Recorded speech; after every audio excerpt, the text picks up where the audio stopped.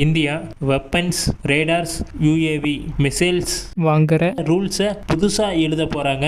2020 DAP weapons acquisition procedure இவங்க review பண்ணி 2025 ஒரு புது ரூல் புக்கை ரெடி பண்ணியிருக்காங்க.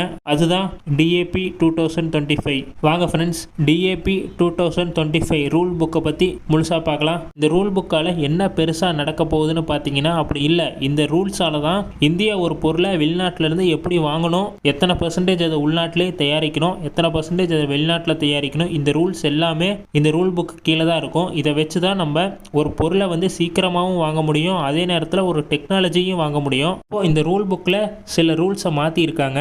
இதனால என்ன பிரச்சனை வரும், என்ன நம்மளுக்கு அட்வான்டேஜ், எல்லாத்தையும் பார்க்கலாம். வாங்க வீடியோக்குள்ள போலாம்.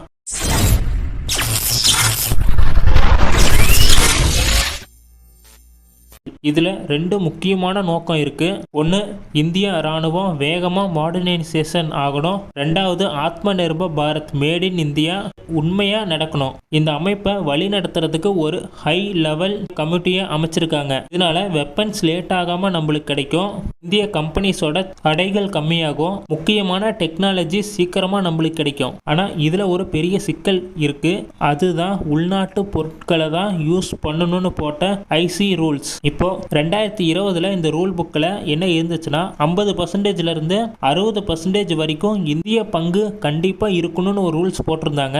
அதாவது இந்தியா ஒரு வெப்பனை வாங்கணும்னா அதில் இந்தியாவோட பங்கு 50% இருக்கணும் கண்டிப்பாக. அதாவது இந்தியாவோட பங்கு இண்டிஜினஸ் டிசைன், டெவலப்மெண்ட், மேனுஃபேக்சரிங் இதில் 50% இந்திய பங்கு இருக்கணும். ஆனால் இந்த ரூல்ஸ் காரணமாக புது கம்பெனிஸ் உள்ள வர முடியல, முக்கியமாக ஸ்டார்ட் அப் கம்பெனிஸும் வர முடியல. பெரிய கம்பெனிஸ் தான் இப்போ வெளிநாட்டிலிருந்து நான் நல்ல டெக்னாலஜியை 50% வெளிநாட்டிலே தயாரிக்கிறதுக்காக டெக்னாலஜி டிரான்ஸ்ஃபர் வாங்கி தயாரிக்க முடியுது. புது கம்பெனிஸோ இல்லை ஒரு ஸ்டார்ட் அப் கம்பெனிஸோ இந்த ரூல்ஸை எடுத்துக்கிட்டு அவங்களால பண்ண முடியல. ஆனால் இப்போ இந்த ரூல்ஸை மாற்றி இருக்காங்க. 2025 ரூல் புக்கில் இப்போ பிளான் என்னன்னா, ஸ்டெப் பை ஸ்டெப்பாக நம்ம வளர்ச்சி அடையலாம். ஒரே அடியாக 50% நம்ம உள்நாட்டிலே தயாரிக்க முடியாது எல்லா கம்பெனியுமே.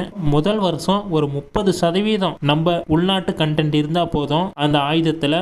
அடுத்த வருஷம் இதை படிப்படியாக டெவலப் பண்ணிக்கலாம். இப்போ இதனால புது கம்பெனிஸால உள்ள வர முடியும், ஸ்டார்ட் அப் கம்பெனிஸும் வளர்ச்சி அடையும், இந்தியாவோட கம்பெனி ஸ்கில்லும் அதிகமாகும். இப்போ இந்த ரூல் புக்கில் வெப்பன்ஸை சீக்கிரமா வாங்குறதுக்கான ஒரு ஸ்பெஷல் ஐடியா இருக்கு இந்தியா கிட்ட.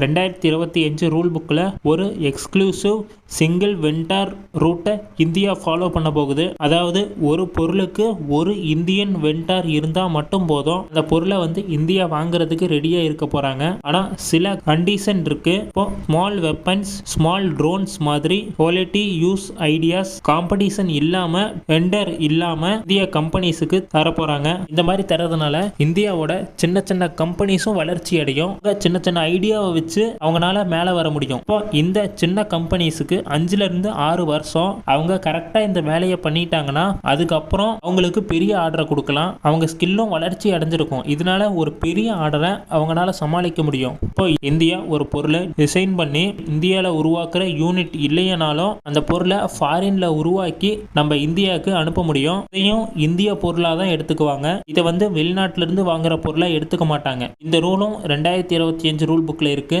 இதனால இறக்குமதி கம்மியாகும். எப்படி இறக்குமதி கம்மியாகும்னா, நம்ம வெளிநாட்டில இருந்து தான் பொருளை வாங்குறோம், ஆனால் இந்த பொருள் இந்தியாவில் அதிகமாக சேல்ஸ் ஆகுதுன்னு தெரிஞ்சுக்கிட்டு சில கம்பெனிஸ் இதை உருவாக்க ஆரம்பிப்பாங்க. இப்படி எங்கும்போது உள்நாட்டு உற்பத்தி அதிகமாகும். இப்போ தரமான பொருளையும் கரெக்டான நேரத்திலையும் தயாரிக்கிற கம்பெனியை நம்ம கண்டுபிடிக்கிறது ஒரு பெரிய கஷ்டம் தான். இதுக்கு நம்ம நிறைய டைமை வேஸ்ட் பண்ணணும். ஆனால் 2025 ரூல் புக்கில் ஒரு சொல்யூஷன் இதுக்கு இருக்கு. அதாவது கரெக்டான கம்பெனியை முன்னாடியே செலக்ட் பண்ணி வச்சிருப்பாங்க. அந்த கம்பெனிக்கு டெண்டர் மூலியமா இதை தரமாட்டாங்க. அந்த கம்பெனி எவ்வளோ நல்லா பர்ஃபார்மன்ஸ் பண்ணுச்சு, அந்த கம்பெனி எவ்வளோ குவாலிட்டியாக ஒரு பொருளை அனுப்ப முடியும் கரெக்டான டைம்லன்னு பார்த்து இந்த ஆஃபர் அவங்களுக்கு தருவாங்க. டெண்டர் மூலியமா தரமாட்டாங்க. இதனால அந்த கம்பெனி கரெக்டான நேரத்தில் அந்த பொருளை டெலிவரி பண்ண முடியும். இதனால தான் இந்தியாவோட பல ப்ராஜெக்ட் நின்றுகிட்டு இருக்கு. பெரிய பெரிய கம்பெனிஸ் அவங்க டெண்டர் யூஸ் பண்ணி ப்ராஜெக்டை எடுத்துக்குவாங்க. ஆனால் கரெக்டான நேரத்தில் அந்த பொருளை தயாரித்து கொடுக்க மாட்டாங்க. ஆனால் இப்போ யாரால